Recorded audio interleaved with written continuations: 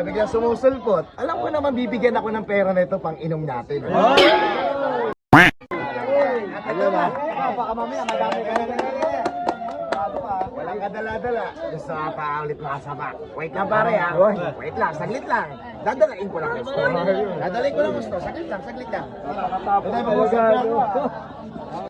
Napalupit talaga, no? Lumalaban talaga eh. Binip ako dati. Binabalugbog lang asawa. Hindi ka paniwala. Hindi ako naniniwala.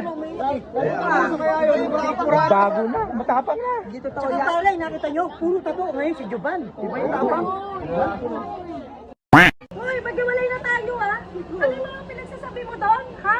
Na malakas ka, ano? Matapang, sasapakin mo ako? Hindi. Ha? Tsaka ano yung bibiling alak? Alam mo marami pa akong utang doon, di ba? Magkano? Ano ko yung Jamal? Maga pa yung balikat ko. Tsaka dislocate pa yung spinal cord. O, dislocate ka eh, bakit? Huwag ka na masyadong malakas. Ako nang bahala sa'yo. Magtatrabaho ko magdamag. Ha? Bibigay ko sa'yo. Dahil akong pera. Surrender ko Hindi, sa'yo. ngayon. O ano, inambag mo doon, ha? Tapos sinasabi mo, magbibigay pa ako ng alak nyo doon? Ito nga, bibigay ko sa'yo lahat yun. O, ano yan? Ano ito? Hindi, akin na yan, pati yung wallet mo. Oo, ganun ko lang kapahiya. Chat ko naman talaga. Papahiya. Kapahiya. Ikaw naman sumama rito. Naalala ko kasi. Tama naman, napakaganda ng Liberty, liberty.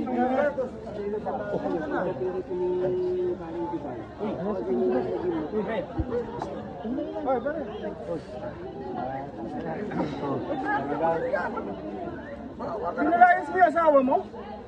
Tapak talaga nito ni Juban, no? Kaya nga eh. Lalayasin mo pa yung asawa mo. May mo naman talaga ngayon. Bilib na ako sa'yo. Siga talaga. Siga?